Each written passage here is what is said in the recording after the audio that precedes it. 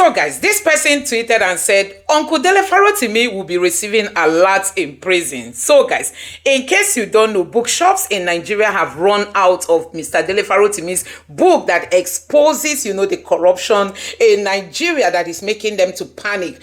Guess what? This book has equally been listed on Amazon and is selling like wildfire. The reviews are something else. I mean, people are buying this book like nothing. They meant all these things for evil, but see how it's turning for Mr. Dele Farotimi's good. I mean, his books that were not even known by Nigerians now are now selling like wildfire, even on Amazon. People are buying, people are ordering there. Even if those that can't even read, somebody tweeted and said, I don't like reading, but I'm going to buy and share. I mean, people are spreading the news just for them to see what Mr. Dele Farotimi wrote in his book that is causing all this commotion. So guys, we know that Mr. Dele Farotimi has been a fearless man that speaks it the way it is in his heart. He doesn't know how to like camouflage and pretend. He says it the way it is. And this time around, the powers that be, those that think they have the money, they have the police, they have the military, they have judiciary, they have all these institutions, they've come to like stop him. But guess what? Mr. Dele Farotimi is not stoppable.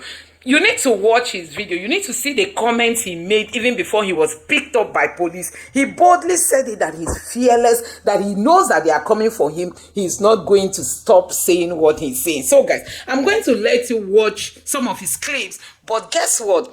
Protest has been scheduled on the 10th of December. Should he not be released until the 9th of this month, Nigerians are going to be storming the street because we cannot allow them to silence our voices. This is the only thing that is left for Nigerians. These are our voices, is the only thing we have left. Every other thing has been captured, and now they equally want to silence our voices. Nigerians are saying they are not going to let it. Real protest is going to be coming up should Mr. Dele Farotimi still be held in prison unlawfully. So guys, just take a look at some of the things Mr. Dele Farotimi said before he was actually arrested, because he knew they were coming for him, although he didn't know they were going to pick him up where they picked him up. But guess what? He knew they've been looking for him, and all the attempts, even the reasons for which they arrested him, he said everything. Take a look. Good afternoon, gentlemen of the press. This is my first rodeo. I've never had to ask to speak to you like this, especially at such close quarters. The last time I requested to speak with the press, it was in 2021, when I had credible information that there was an active murder plot against me. I spoke at the time only after I had submitted petitions to the Nigerian police under the leadership of Hakeem Udumosu. As the police commissioner at the time, my petition was specifically addressed to his office. He is today of the Lagos State Park Services. At the time, I mentioned 3 names with specificity. Included amongst the 3 at the time is a traditional ruler in Lagos State. I did not go to social media to mention any names because my intention was not to scandalize, but to seek the due protection of the law. I equally copied this letter to the Director of State Security Services in Lagos State. These petitions were duly received, but neither were acted upon. That was in 2021. I trusted to God for my safety, and unlike many others, I refused to flee Nigeria, even in spite of the knowledge of the fact that people in very high offices were after my life. I did not go to social media. I wrote due petitions to state security services and to the Nigerian police. Duly received, names specifically mentioned, nothing was done. There were 6 persons in that meeting. I mentioned only 3 names. Now, fast forward. On the 11th of November, we received, a letter was received in my former office, my law practice, where the office had left now, inviting me to Zone 2, Onikon, that's the Lagos and the Nigerian Police Command Zone 2 at Onikon. A letter signed by DCP, I believe Nwoga or something. The DCP signed the letter. They were said to be on a dispute resolution or something along the line, and my attention was required. I received that letter on Monday the 11th, right? Yes, Monday the 11th. And I was required to come on Wednesday the 13th. I had a medical appointment that morning, a very urgent one. I shelved it. I attended Zone 2. They asked me to be there by 10 o'clock. I was there. I was there by 9:45. On getting there, I was presented with a petition written by a lawyer purporting to act for no less a person than the very best friend of our president in the Nigerian branch, Mr. Tony Elumelu, alleging that I had defamed him and cyber-stalked him. I struggled to maintain my composure because I was exceedingly provoked by the frivolity of the stupid, very stupid, self-indulgent petition. But I answered it because I was asked to write a statement. And I wrote my statement, owning each and every word that he alleged that I said in defamation of him. The IPO then took my statement and the file to see the DCP. When you ask with the pedigree of Justice Kekereekun, I had to laugh because it's as if the change of name would suggest a change of some change of guard, as if some paradigm has shifted simply because we moved from an Ariwola to a Kekereekun. The fact of the matter is that she's a member of the Nigerian Judiciary. She's at the apex right now. She was part and parcel of that Supreme Court each and every time that it had failed the Nigerian people. She was part and parcel of that Supreme Court when it delivered its Lawan judgment, when it delivered its Akpabio's judgment, when it delivered almost all of the disgusting judgments that have issued forth from the Supreme Court.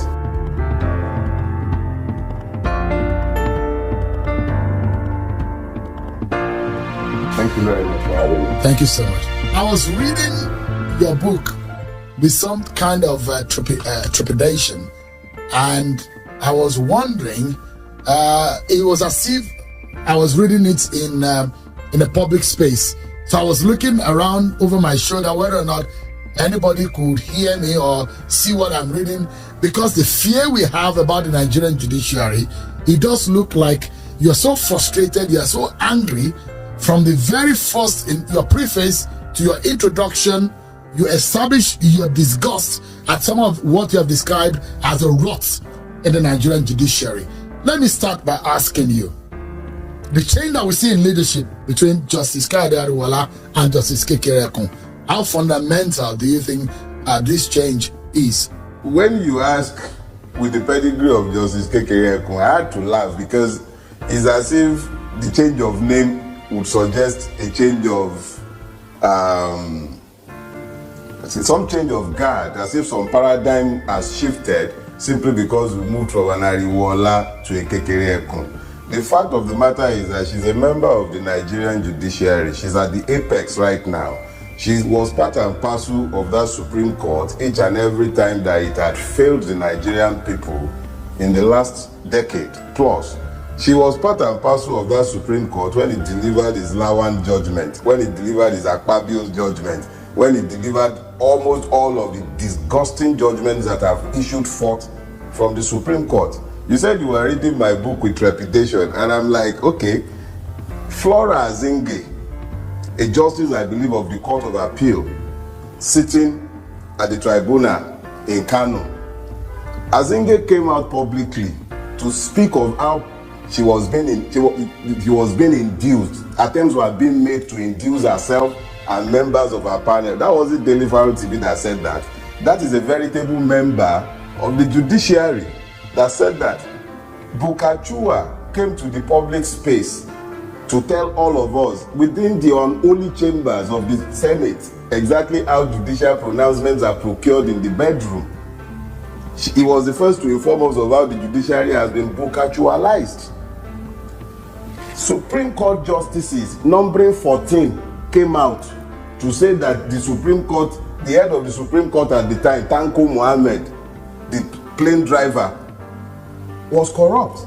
They were claiming that 80 billion had been misappropriated in the Supreme Court. These were justices of the Supreme Court that were signing petitions, not Dele Farotimi now. So it wasn't something that Dele Farotimi said that led them to do that. When the United States Department of State came out with its 2021 report and said that our judiciary is a cesspit of corruption, it wasn't Dele Farotimi that said that. He didn't say so. So you have a situation where our judiciary did not become the way it is because Dele said anything. Incidentally, I believe about 2 years ago, when Justice Ariwola was appointed acting CJ, this question you have asked of me tonight was probably a mirror image of the same question Dr. Ruben Abati asked of me about Ariwola and what effect it might have, what changes we might expect from the judiciary. I told him at the time that I didn't expect anything to change.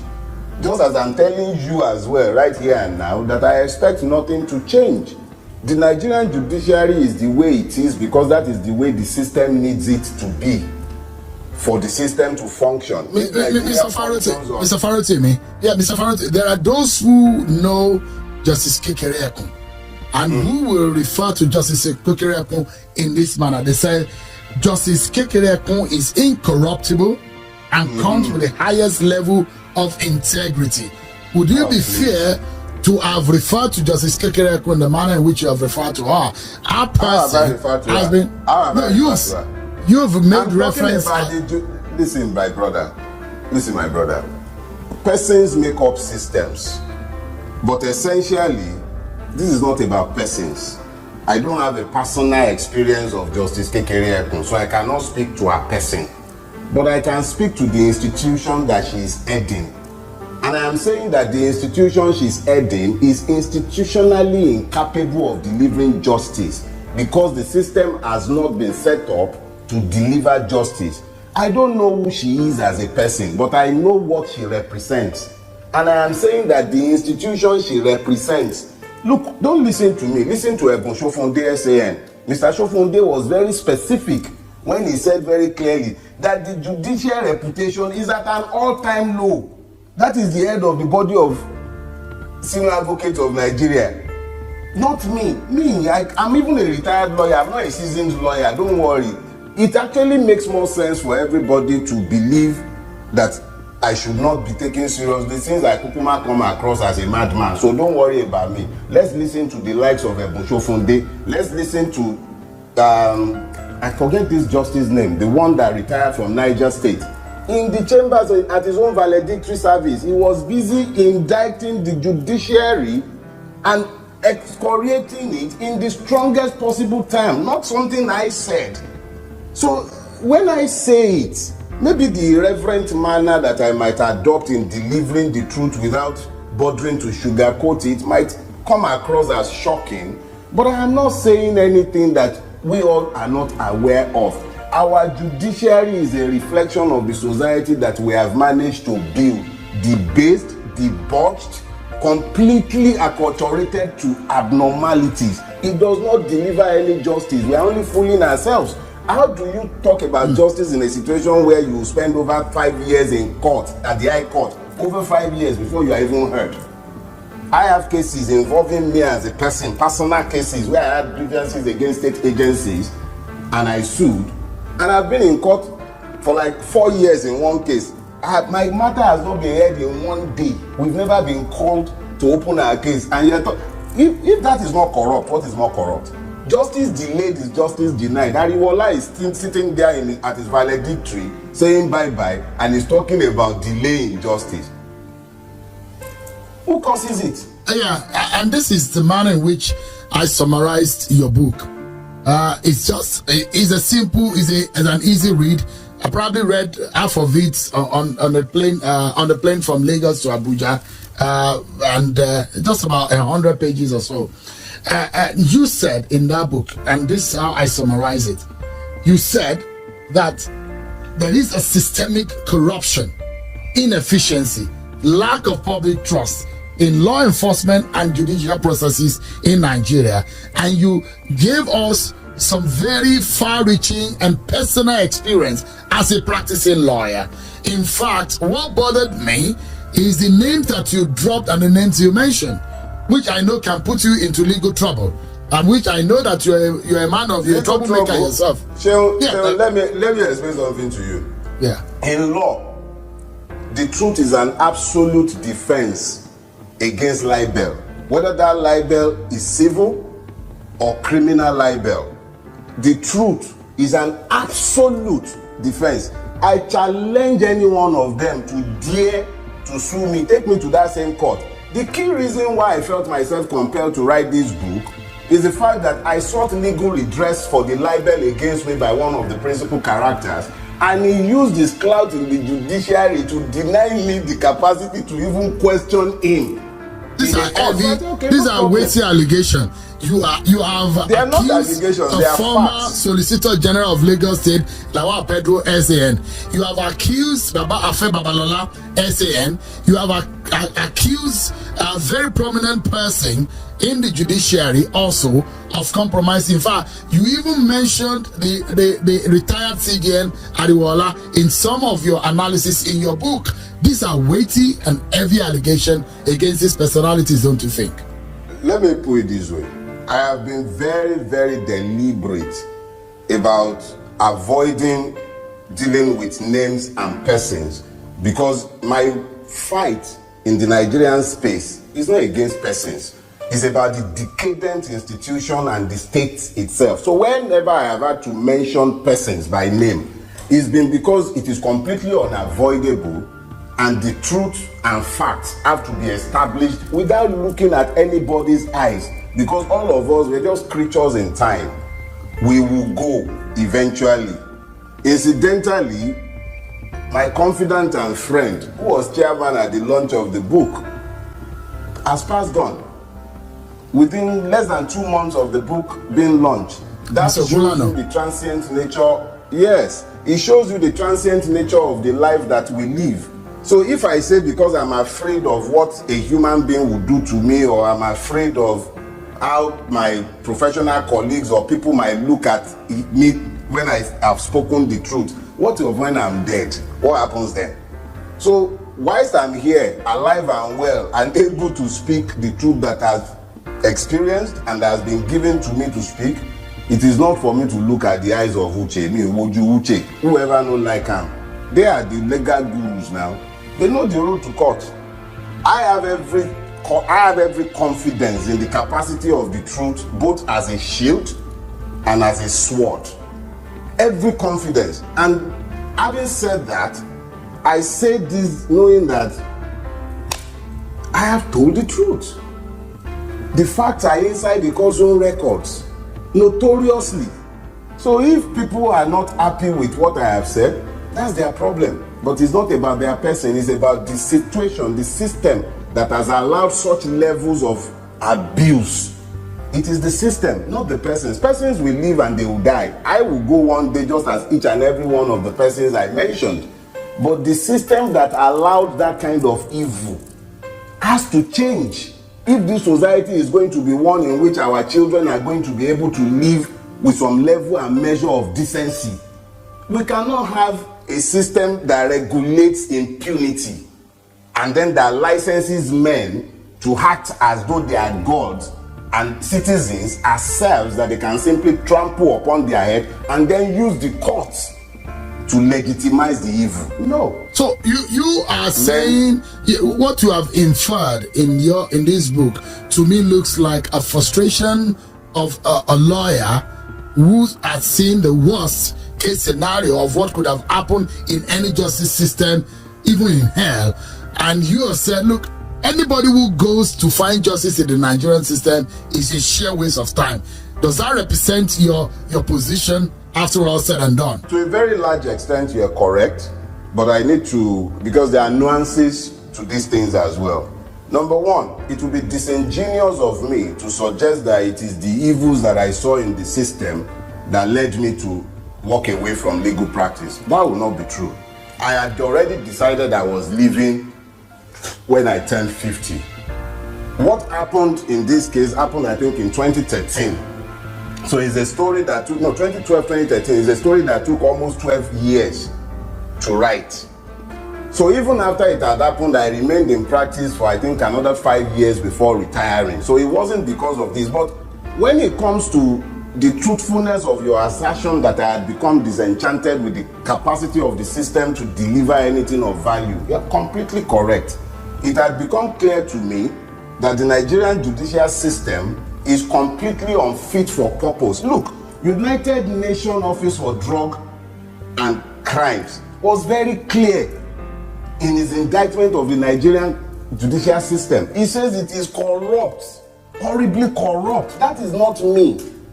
It is now my own experience. You know, when you are talking in abstracts and you are talking about the corruption of the judiciary, you are still speaking abstractly.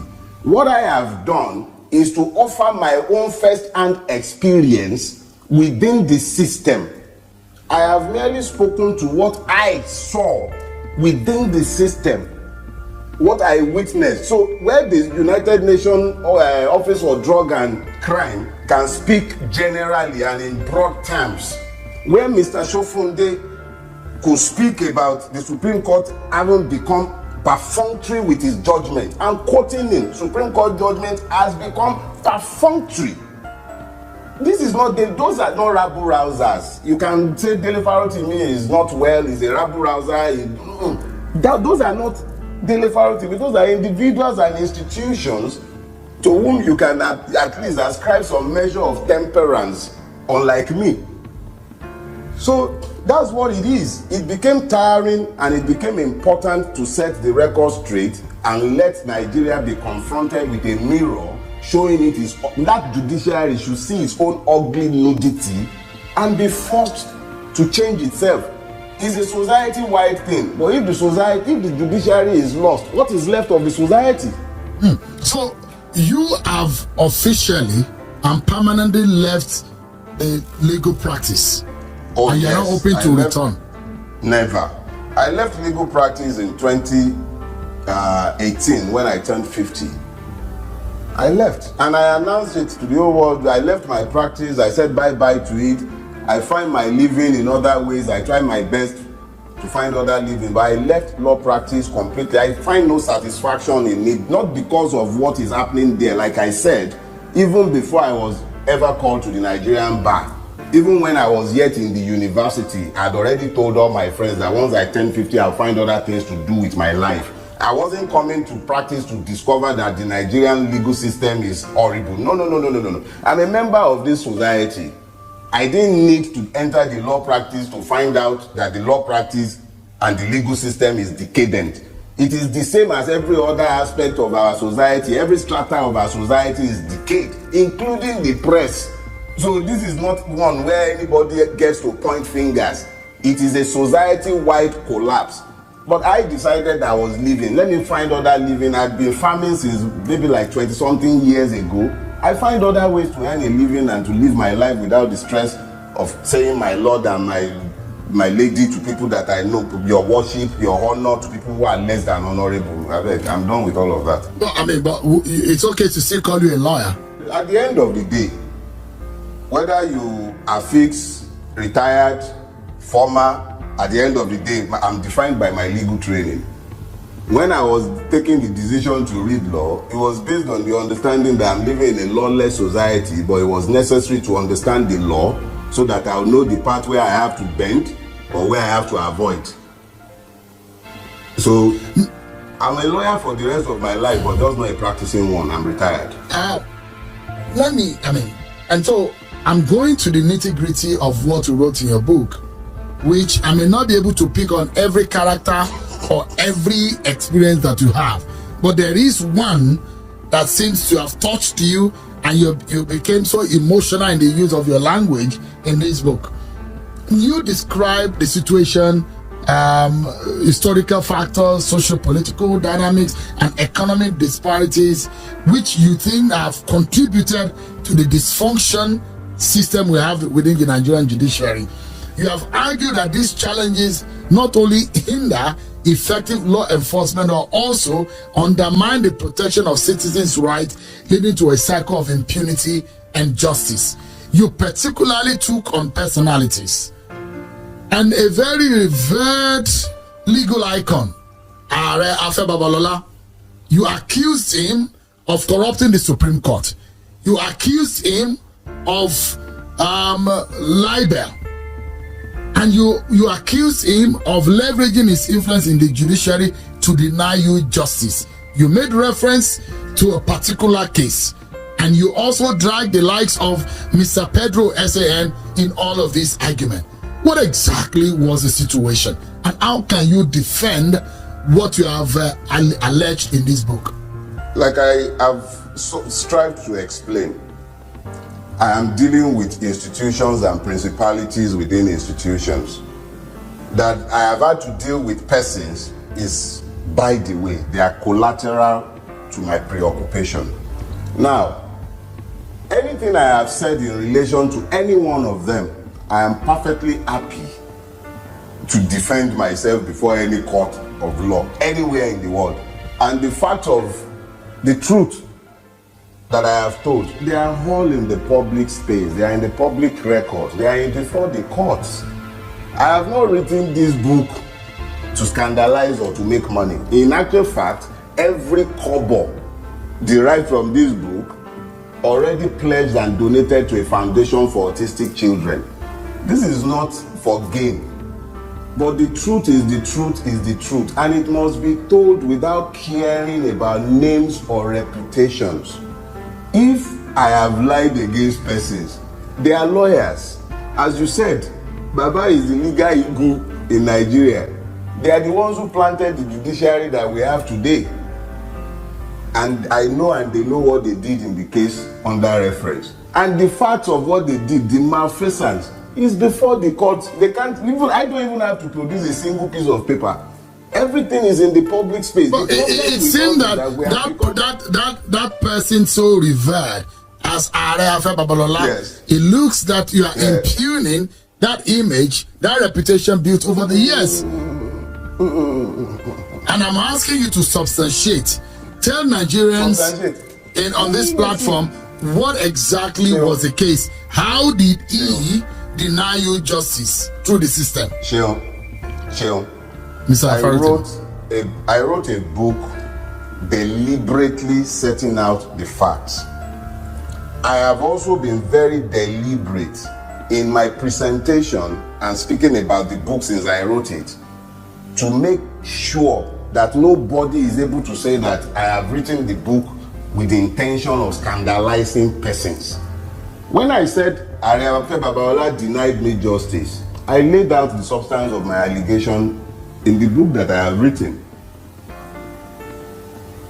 If I begin to deal with the nuts and bolts of it on your podcast or in the press, that's why you've never seen me tweet any part of the allegation or speak about it publicly. I've put it in a book.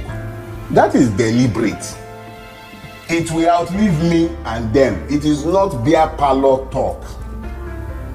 It is me putting my words in writing. It is indelible. Nobody can touch it again. Before that book was written, my major prayer was that Afebaba should live to read that book, or at least have somebody read it to him, or at least have somebody tell him about it so that he's able to rebut, and nobody is going to turn around later on and claim that, why didn't you say this when he was alive? In actual fact, that was why I sued him in his lifetime, so that there will be record that I challenged him with the facts when he was alive. And thanks to God, the God who has given all of us life, he has preserved him as he has preserved me. Afebaba is alive and well. He is well able to challenge the facts as I have laid them out. So when I say that he denied me justice, even you who has read the book, let me just say this. How do you explain that the person who was the chairperson at my wedding was the judge, the chairperson at my wedding, who has not talked to me and has kept at distance and been very malicious towards me since 2003? She has never had a word to say to me. That was the person, my very first employer as a lawyer. That was the judge that the case was assigned to. My case against Afebaba was assigned to that judge. And you think that you couldn't have gotten justice? How could I possibly have gotten justice from a judge who hadn't spoken to me, who was chairperson at my wedding, who was the first person to ever employ me? But your position, politically, of course, I saw what happened with Kenneth Okonkwo, who said he no longer speaks for Peter Obi because he doesn't think that he has the grit and the firmness to be able to handle issues. Are you still with Peter Obi? Do you hold similar notion, or what do you make of that kind of situation where he thinks what is going on in the Labour Party needed a firm and a very, very strong handling, but he didn't see that that Peter Obi was able to handle that situation the manner in which he did? Are you also disappointed with what is happening in the Labour Party? Let me say this. What is happening in the Labour Party is, for me, the noise next door. I'm not a member of the Labour Party, and I have labored to make this clear before the election, during the election, and after the election. I have not concerned myself with what is happening in the Labour Party. Kenneth joined the Labour Party, so it was his business what was happening there. It's none of my business, and I've not made it my business. I'm not a politician. I am a citizen of a country that is not yet born, a victim of Nigeria looking to have a better country in the future. Peter Obi is a man that I admire a lot. I don't expect him to dictate what should happen in the Labour Party. When did he join them? The Labour Party is a party. It's not, I believe that if it's a party, to an extent, they would have to find a democratic means of resolving their differences. Peter Obi is not in a position to dictate the terms of their settlement to them, and I don't expect him to. Obviously, Kenneth Okonkwo has a different understanding of what Peter Obi's response should have been. He is a politician, just like Peter Obi is a politician. They are the ones who decide what political tactics works for them as politicians. Me, I'm not a politician. As of today, if there were to be a presidential election, Peter Obi is the person I'll still queue behind, because I believe in his capacity to take Nigeria in a non-violent manner to the revolution that I desire. I wish to see Nigeria turn around, and I don't want to see that happening violently. And I believe that Peter Obi has the mass appeal and the capacity to unite this country behind a vision for a better future. That is the basis. As at today, I don't know what he might do tomorrow that might change my mind. I'm a free agent.